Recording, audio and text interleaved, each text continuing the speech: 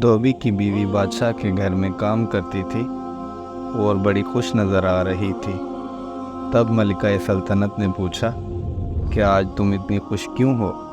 धोबन ने कहा कि आज धन्नो पैदा हुआ है। मलिका ने उसको मिठाई पेश करते हुए कहा, धन्नो की पैदाइश की खुशी में खाओ। इतने में बादशाह भी कमरे में दाखिल हुआ। मलिका को खुश देखकर पूछा, आज आप इतनी खुश क्यों हैं? कोई ख़ास वजह है? मलिका ने कहा, सुल्तान ये ले मिठाई खाएं आप भी, आज धन्नो पैदा हुआ है, इसलिए खुशी के मौके पे खुश होना चाहिए। बादशाह को बीवी से बड़ी मोहब्बत थी। बादशाह ने दरबान को कहा कि मिठाई हमारे पीछे पीछे ले आओ। बादशाह बाहर दरबार में आया तो बादशाह बहुत खुश था। वज़ीरों ने जब बादशाह को खुश देखा तो वाह वाह की आवाज़ें गूंजने लगी। बादशाह मज़ीद खुश हुए। बादशाह ने कहा, सबको मिठाई बांट दो। मिठाई खाते हुए बादशाह से वज़ीरों ने पूछा, बादशाह सलामत, ये आज मिठाई किस खुशी में आई है? बादशाह ने कहा कि आज धन्नो पैदा हुआ है।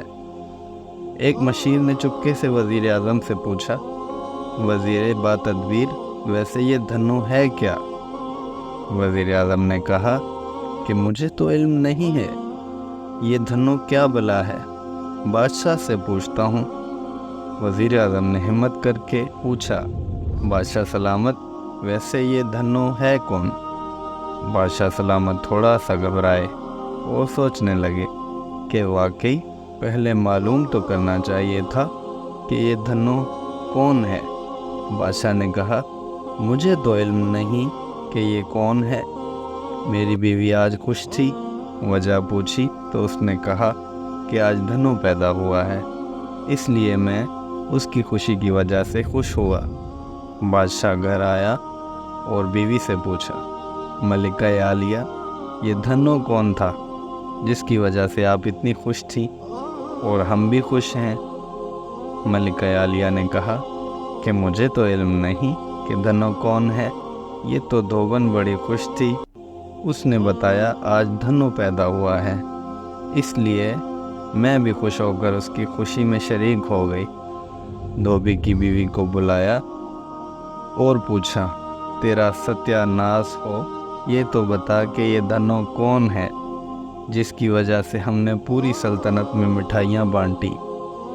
धोबन बोली, ये धन्नो हमारी गधी का बच्चा है जो कल पैदा हुआ है। ऐसा ही हाल हमारे यहाँ सोशल मीडिया का है। जो भी खबर मिलती है बग़ैर तस्दीक के फ़ौरन ग्रुप और सोशल मीडिया पर आ जाती है।